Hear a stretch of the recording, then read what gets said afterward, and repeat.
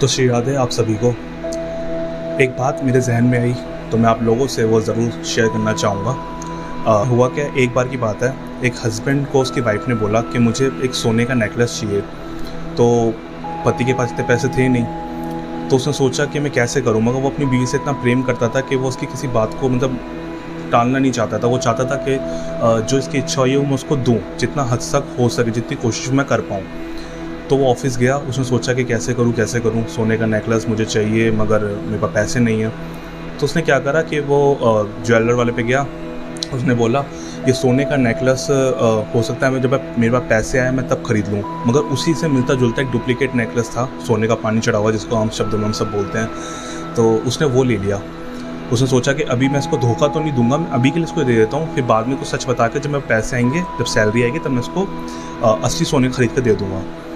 तो जब उसकी बीवी को दिया तो बीवी बड़ी खुश हुई, बहुत खुश हुई, बहुत ज़्यादा। मतलब उसने जो खाने को बनाया, जो अपने पति की सेवा करी, सब कुछ। कहीं से गाँव में ये खबर जो थी चोरों को पता लग गई। अब रात ही रात में उसका वो नेकलेस चोरी हो गया। सुबह जब उठे देखा तो घर में सब उधर-पुधर हो रखा था और नेकलेस नहीं था। तो बीवी ने जो रो के बुरा हाल करा, जो परेशान हुई, जो मतलब पागल हो गई, सारे मोहल्ले पड़ोसी इकट्ठे हो गए। तो वो देख रहे कि बीवी तो इसकी इतना रो रही है, इतना मतलब टूट चुकी है, इतना परेशान है इस चीज़ को लेके कि उसका नेकलेस चोरी हो गया, पति को क्यों चिंता नहीं है। तो पड़ोसी ने अपने उससे पूछ लिया, उसके पति से, कि भैया तुम्हें क्यों चिंता नहीं हो रही, तुम क्यों नहीं रो रहे, तुम्हारी बीवी का तो बुरा हाल है। तो उसके पति ने मन ही मन सोचा कि इनको पता नहीं है कि वो नकली नेकलेस था। अगर इनको पता होता कि वो नकली है तो मेरी बीवी का इतना बुरा हाल ना होता, ठीक है ना।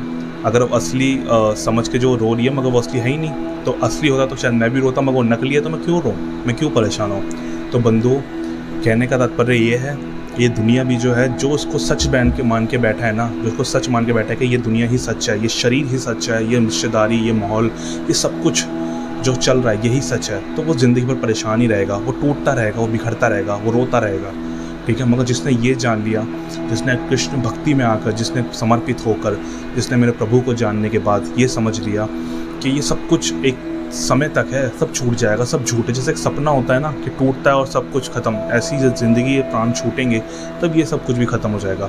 तो जो उसको सच मान के बैठा है वो रोता रहेगा, ठीक है।